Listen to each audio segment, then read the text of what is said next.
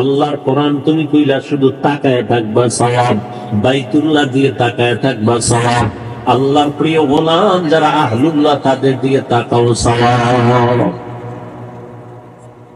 এত সুন্দর ঘর, যেই বাইতুল্লাহর দিকে তাকাইলেই সওয়াব, সেই বাইতুল্লাহর পার্শ্বের মানুষগুলো এত খারাপ কেন? অনেক কারণের ভেতরে একটা কারণ হলো এই মানুষগুলো কোনো মুরব্বী মানে নাই, অভিভাবকহীন ছিল।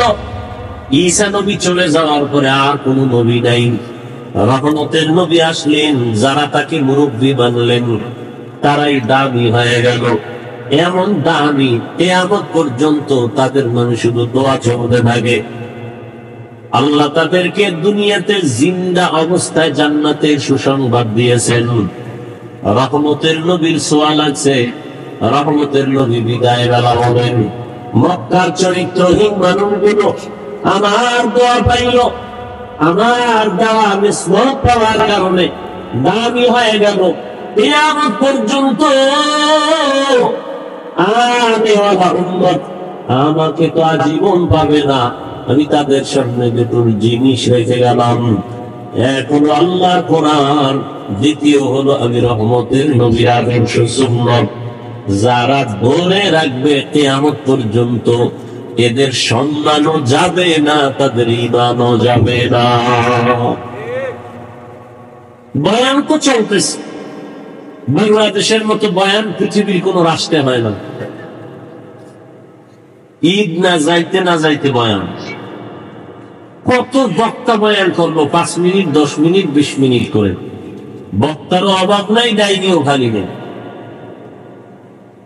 এত পরিমাণ ওয়াজ বাংলাদেশে মসজিদে হইতেছে, তাবলীগওয়ালাদের বয়ান চলতেছে, কিন্তু আমল নামা শূন্যের কোথায় কেন?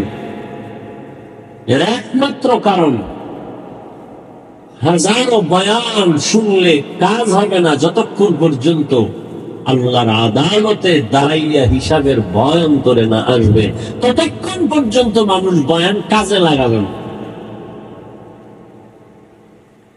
এজন্য আল্লাহ বলেন, আম্মা মান খাফা মাকাম রাব্বিহি ওয়া নাহা নাফসা আনিল হাওয়া ফাইন্নাল জান্নাতা হিয়াল মাওয়া। ওই যে মুহতামিম সাহেব বললেন, এত সুন্দর একটা বেহেশতের বাগানে এসেও মোবাইল নিয়ে ছবি। সারা দুনিয়ার উলামায়ে কেরাম একমত, কারণ সারা এমনি ছবি উঠানো হারাম। কোন মুফতি সাহেবের বাবারও ক্ষমতা নেই তাকে হালাল বলা। বসছি বেহেশতের বাগানে, করতেছি গুনাহ, সান কপালিয়ার পরিচয়। এর কপাল সান কপাল, বসছে বেহেশতের বাগানে, করতেছে গুনাহ।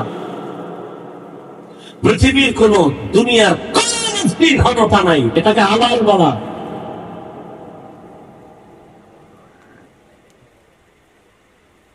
যদি কেউ বলতে পারে, কানে ধরে হজের ময়দান থেকে বিদায় নিল। বিনা কারণে অনেক ছবি উঠানো সম্পূর্ণ হারাম, কবিরা গুনাহ। বসছি বেহেশতের বাগানে, কেমন বাগান? বসলেই গুনাহ মাফ। কিন্তু বসে অনেকে আমরা মোবাইল নিয়ে ব্যস্ত। দেখেন না, এখন তো ওয়াজ মাহফিলে একটু আগে বলছি ফ্যাশন হয়ে গেছে। ওয়াজে আইসা বেলুন কিনে, বেলুন মার্কেটে দৌড়ায় নারী পুরুষ সমানে। এখানে বেহেশতের বাজার, পার্শ্বে মার্কেট আছে জাহান্নামের বাজার। নারী পুরুষ সেখানে হোমানে দৌড়াচ্ছে। বাড়িতে যাওয়ার সময় বেলুন কান্দে ঝুলাই দিবে। বাড়িওয়ালারা বলবে, অজের থেকে কি ভাই লেখা, মোনাজাতে বেলুন কবুল হয়ে গেছে। গিয়া মোবাইল চালাবে, ফজরের আর খবর নেই। কি লাভ হবে? আল্লাহ আমাকে হেদায়াত দান করুন। আপনাদের হেদায়াত লাগলে আপনাদেরটা আপনারা বলে নেন। অন্যের জন্য দোয়া করাও বর্তমানে বিপদ। এক জায়গায় দোয়া করে বহু মামলার আসামি হয়ে গেছে। দোয়া করছিলাম আল্লাহ মসজিদ ভালো, সবাই টাকা পয়সা দিয়ে টাকা উঠে কমিটি খাইয়া নিছে। এখন কোনো দোষ নাই, দোষ কার? হুজুরে দোয়া করছে, আগে ধর। মহের মূল লোক তো। আল্লাহ হেদায়াত দান করুন। বাদশাহ হারুন রশিদের নাম শুনছেন? কথা কইেন। আমি কিন্তু উঠেই বলছি বাকি দোয়া, বয়ান না। বয়ান হয়ে গেছে। আর বয়ানই যে হেদায়েত, এর কোনো গ্যারান্টি নেই। এরকম দু চারটা কথা বলতেছি আপনাদের আগ্রহের উপর। বাদশাহ হারুন রশিদ বড় বিচক্ষণ। একদিকে রাষ্ট্র পরিচালনা করেন, অন্যদিকে আল্লাহর প্রিয় একজন বুজুর্গ বান্দা। বলেন তো তার স্ত্রীর নাম কি? খবর নেই। যুবকেরা, বাদশাহ হারুন রশিদের স্ত্রীর নাম কি? জুবায়েদা খাতুন। কে সে জুবায়েদা? বড় দামি একজন মহিষী নারী, হাফেজে কোরআন, কোরআনের হাফেজা। তার বাড়ির মধ্যে শুধু জুবায়েদার খেদমতের বাড়ির জন্য 100 মহিলা কাজ করত, সবাই কোরআনে হাফেজা। কাজের মহিলা 100। জুবায়েদা খাতুন সিদ্ধান্ত নিলেন, আমার ঘরে 24টা ঘন্টার প্রতিটি মুহূর্ত তেলাওয়াত হবে। মহিলাদেরকে টাইম দিয়ে দিলেন, তুমি আধা ঘন্টা তেলাওয়াত করে কাজে যাও, এরপরে আরেকজন 20 মিনিট তেলাওয়াত করে কাজে যাইবা, এরপরে আরেকজন। এভাবে শিডিউল করে দিল যে জুবায়েদার পুরো বাড়ির মধ্যে 24টা ঘন্টার প্রতিটি সেকেন্ড তেলাওয়াতের আওয়াজ। এ হলো জুবায়েদা। তার স্বামী বাদশাহ হারুন রশিদ রাস্তায় যাচ্ছে কোথাও সফরে, ওজির তার সাথে। তো ঠিক দেখে একজন বুড়া মানুষ, মরণের সাপ চেহারায় পড়া, গাছ লাগাইতেছে, ফলের গাছ। তো বাদশাহ হারুন রশিদ, বুড়া তুমি কি করো? ফলের গাছ লাগালে এত কষ্ট করে রোদ্রে গাছের ফল কবে হবে, কবে খাইবা? আমি খাওয়ার জন্য এই গাছ রোপণ করি না, কষ্ট করে গাছ রোপণ করি আমি, ফল খাবে আমার পরবর্তী প্রজন্ম যারা। আমার বাপ দাদা লাগাইছে, আমরা খাইছি, এখন আমরা গাছ রোপণ করি, আমাদের সন্তানরা খাবে, নাতিরা খাবে। বাদশাহ হারুন রশিদ খুশি হয়ে 1000 টাকা দিছে পুরস্কার। বুড়ায় কয়, আমার কপাল চান কপাল, মানুষ গাছ লাগায় 1 বছর পর ফল পায়, আমি নগদ পাইলাম। নগদ ফল পেয়ে গেল। বুড়ার কথা শুই না, বাদশাহ আরো 1000 দিছে। বুড়ায় কয়, মানুষ গাছ লাগায় বছরে ফল পায় একবার, আমি 2 বার নগদ। ওজিরে কয়, বাদশাহ এখান থেকে ভাগো, বুড়ায় যে বুদ্ধি লইছে, ফকির বানায় ছাড়ব। কি বুঝলাম এখান থেকে?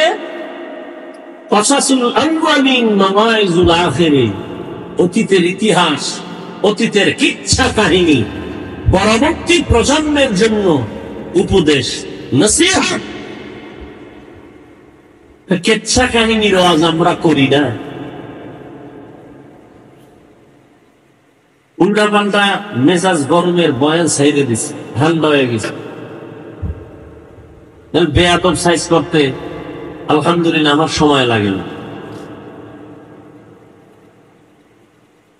ওই কপাল পোড়া ধারা বলে কিচ্ছা কাহিনীর ওয়াজ করি না, তো তুমি কিসের ওয়াজ করো?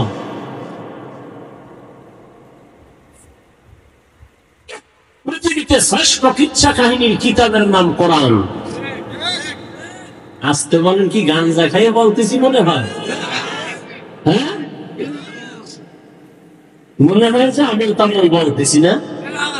এত তুফান কেন সোনার বাংলায়? এত তুফান আল্লাহ সব নেফাকি ওয়ালাদের জীবনের ইতি হয়েছে। আলহামদুলিল্লাহ এখনো বসে আছি, সম্মানের সাথে বসে আছি, আলহামদুলিল্লাহ। পৃথিবীতে শ্রেষ্ঠ কিচ্ছা কাহিনীর কিতাবের নাম কোরআন। পৃথিবীর দ্বিতীয় শ্রেষ্ঠ কিচ্ছা কাহিনীর কিতাবের নাম হাদিস শরীফ। তুমি কি বুঝাতে চাও পাবলিক রে? কিচ্ছা কাহিনীর ওয়াজ করি না? 2000 আয়াত আছে কোরআনে, শুধু কিচ্ছা কাহিনী, কিচ্ছা কাহিনী। কত আয়াত? 2000। তুমি কি বুঝাও? জাতিকে কি বুঝাতে চাও? এখানে অনেক তালিবুল ইলম উলামায়ে কেরাম বসে আছেন। কোরআন শরীফের মধ্যে বাঘের কিসসা নাই? এই ছাত্ররা নাই? হাতির কিসসা নাই? সাপের কিসসা নাই? ব্যাঙের কিসসা নাই? মশামাছির কিসসা নাই? কি কয় বেঈমান?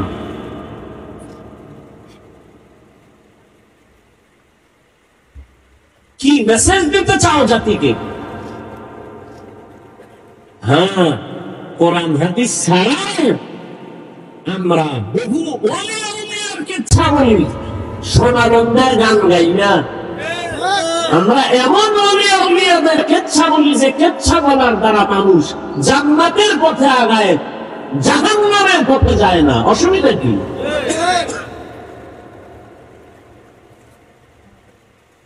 বাপ দাদার কিচ্ছা কাহিনী বলি, কত তকমা লাগান। আমাদের বাপ, আমাদের দাদা, আমাদের ওস্তাদ, আমাদের মুরব্বীরা এমনই আল্লাহওয়ালা, তাদের কিচ্ছা বললে মানুষ কাঁদে। তোমার বাপ দাদার জীবনের নাম নেওয়ারও সুযোগ নেই। তোমরা সেই কপাল নিয়ে জমিনে আস। উজানির কারি ইব্রাহিম রহমতুল্লাহ আলাই বাঘের কিচ্ছা বললে মানুষ অনেকে মন্তব্য করে। এগুলো আমি পয়েন্টে পয়েন্টে সাইজ করছি, বাংলাদেশে কম করি না, একটু এখন চুপ হয়ে গেছে। এই গত রোজার আগের রোজায় বয়ান করছি, একটা রোজা রাখলে দাম কত? একটা উড়ন্ত কাক, জন্ম থেকে একটা কাক, কাক বুঝেন না? কাউয়া, একটা কাউয়া জন্ম হলেই উঠতে থাকে, উঠতে উঠতে উঠতে উঠতে উঠতে উঠতে বুড়া হওয়া পর্যন্ত উঠতেই থাকে। উড়িয়া কত দূর গেল? মোল্লা আলী আর কারি রহমতুল্লাহ আলাইহি তিনি লিখেছেন 1000 বছর পর্যন্ত একটা কাক নিম্নে হায়াত পায়। তাহলে একটা কাক জন্ম থেকে উড়িয়া 1000 বছরে কত দূর যাবে? একটা রোজাদার এক রোজার বরকতে জাহান্নাম থেকে তত দূর চলে যাবে। ওনার হাদিসটা কই নেই, ঘটনাটা কইয়া চলে গেছে। এবার এটা নিয়ে নেফাকি অন্তরওয়ালারা পাগল হয়ে গেছে, কাকের কিচ্ছা বলছে, অথচ মিশকাত শরীফের হাদিসের ঘটনা।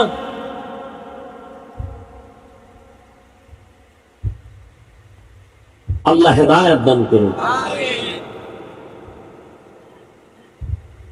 এখন বলি, কোন বাংলাদেশে বহস কইরা, তর্ক কইরা, এক জায়গায় বইয়া ডিভাইড কইরা কোনদিন ডিবেট করে সমাধানে আসে নাই। বাতেল আরো মজবুত, আমি জিততে গেছি। ও 13 বার ঠকলো, ওটাই জিততে গেছি। এরকম বেহায়ার সাথে আদওয়ালা তো কখনো যাবে না। যাদের লজ্জা নাই ওদের সাথে তো ভালো মানুষ আগাইতে পারে না। এই জন্য তর্ক নাই, বহাস নাই, কিচ্ছু নাই। আমি সারা বাংলাদেশে বলছি, পূজানি নিয়ে প্রশ্ন, চরমনাই নিয়ে প্রশ্ন, তাবলিগ নিয়ে প্রশ্ন, দেওবন্দি নিয়ে প্রশ্ন, সব প্রশ্নের এক জবাব। ওয়াজে নিজেই জবাব পেয়ে যাবে। পূজানির মাথায় এসে কোনো প্রশ্ন করা লাগবে না। ও লাফায় কেন? প্রশ্ন তোকে করবো, তুই লাফাও কেন?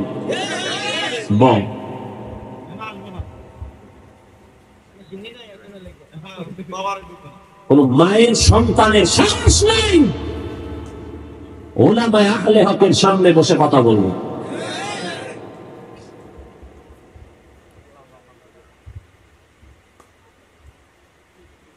আল্লাহ হেদায়েত দান করুন। উজানি লাফায় কেন? তোমার প্রশ্ন। আর আমার প্রশ্ন তোমাকে, তুমি লাফাও না কেন? মোনাজাতে কান্দে কেন? প্রশ্ন তোমারে। এই কপাল পোড়া, তুমি ময়দানে বসে কাঁদো না কেন?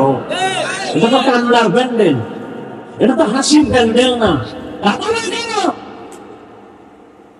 আওয়ামীদের ভয়ানে তোর হৃদয় পায়, কাঁদো না কেন? চোখের পানি আসে না কেন? উল্টা প্রশ্ন কেন? হাসির প্যান্ডেলে প্রশ্ন হাসে না কেন? কান্নার প্যান্ডেলে প্রশ্ন হবে কাঁদে না কেন? কাঁদে কেন? উল্টো প্রশ্ন কেন? তোমার অন্তর উল্টা হয়ে গেছে। কারণ এই যে হজে বসছে, ফজর নাই, জোহর নাই, আসর নাই, মাগরিব নাই, এশা নাই, হজে এসে জমায়ে গেছে। কি হবে এই ওয়াজ শুনে? وأما من خاف مقام ربه ونهى النفس عن الهوى فإن الجنة هي المأوى। তসবিহ পড়া যাবে না। আবু হুরায়রা রাদিয়াল্লাহু আনহুর হাদিস দেখলাম সেদিন। তসবিহ যাবে না মানে এটা সুতা গিরা দিয়া দিয়া দিয়া দিয়া লাগাইয়া আবু হুরায়রা এটারে টানে।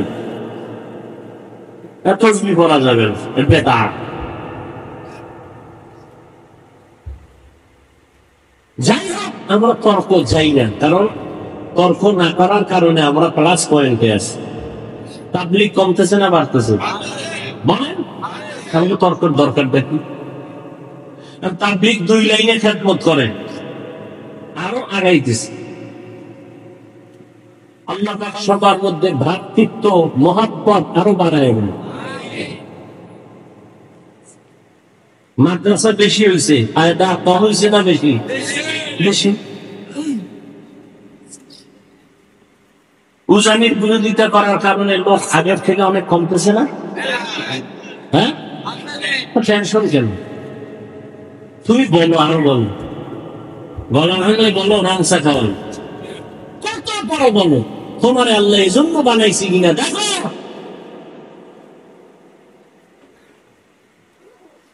কওমি মাদ্রাসার বিরোধিতা করার দ্বারা বাড়ছে না কমছে? কওমি মাদ্রাসা আরো বাড়বে। বাংলাদেশের প্রত্যেকটা ঘর হবে এক একটা কওমি মাদ্রাসা। বলবেন কেন? বিরোধীদের বিরোধিতার কারণ। কারণ জোয়ারের পানিতে বাদ দিলে পানির শক্তি আরো বেড়ে যায়।